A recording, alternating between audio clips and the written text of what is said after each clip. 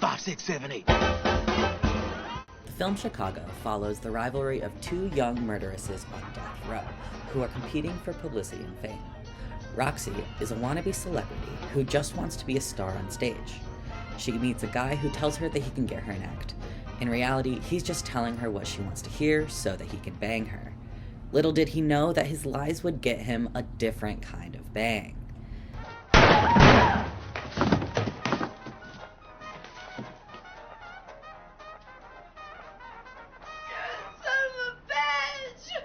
Velma is an established showgirl whose act typically consists of her and her sister.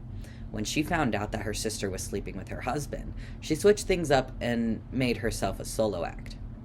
Roxy looks up to Velma, who couldn't care less about her, and a rivalry of jealousy, scandals, and sexual tension ensues. The movie Chicago is a theater kid's wet dream.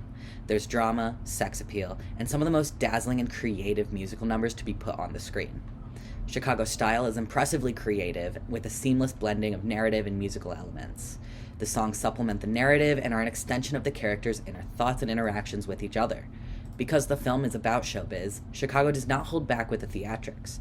It often cuts between the real-life narrative and the more stylized theatrics of the musical numbers to create a unique yet powerful production. Its cinematography stunts, with brilliant transitions, superb lighting design, and impeccable shot compositions. One of the most impressive elements of Chicago is its ability to visually transition between narrative storytelling and song. All of the songs are set on a stage with theatrical lighting and set design. On the other hand, the narrative takes place in the location of the story. Chicago makes use of the lighting cues, props, and silhouettes to lead into the musical performances. There are two examples that stick out to me. First, before Roxy's solo song, her husband Amos is getting interrogated by a detective. When the detective shines his flashlight into Roxy's face, we flip 180 degrees and see a backlit Roxy Hart singing on stage. Another transition that I love is the intro to Mama Morton's song. The matron remains a mystery only seen from the neck down until the beginning of her song. A light distorts her figure until it is just a shadow. Her face is covered with a feather fan until she reveals herself in 1920s flapper attire when she sings the first line of the song. The lighting design in Chicago is also fantastic. To demonstrate this, let's focus on the iconic song Cell Block Tango. Starting off, we see the announcer lit by only a sidelight. This sets up the tense mood that the rest of the song takes on. The first half of the song is colored by blue lights that illuminate the set and spotlights that highlight each woman as she steps up to sing. All 6 of the murderesses get their chance to explain why they are on death row, and with each story, the song grows tenser. When the 4th woman, the Hungarian, emerges, the lights shift from blue to red to emphasize the blood on the other woman's hands. The Hungarian stands only in the white spotlight, highlighting her innocence. As the song continues and emotions rise, the lights change mid-chorus to white overhead lights with gobos that resemble jail bars. The women dance amid the bars because they are on death row. As the song comes to the conclusion, everyone sings together as all of the different lights, blue, red, and white, shine on the women, justifying their murders as not crimes.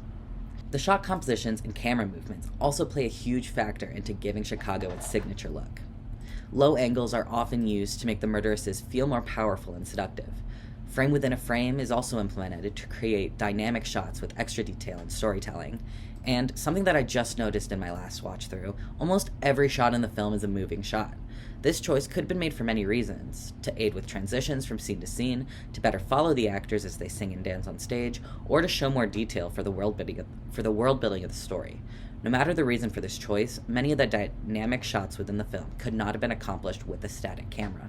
The cinematography of Chicago is phenomenal, so let's take a look into the man behind it all, cinematographer Dion Beebe. Beebe is originally from Brisbane, Queensland, Australia, but moved to Cape Cod, South Africa when he was little. He attended Australian Film, Television, and Radio School. His notable films include Chicago, Collateral, Memoirs of a Geisha, and Edge of Tomorrow. He often collaborates with director Rob Marshall and cinematographer Paul Cameron. Beebe is also one of the pioneers of digital film, being one of the first cinematographers to take up the medium in the film Collateral. Beebe's bold style stands out in Chicago, and I will definitely be checking out his other work. Overall, I give Chicago 5 out of 5 stars and a little love heart.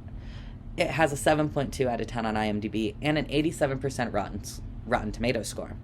If this video didn't convince you to watch Chicago, maybe these Letterboxd reviews will. Thank you for watching. I'm Zyla Rooker. Cut. I'm done.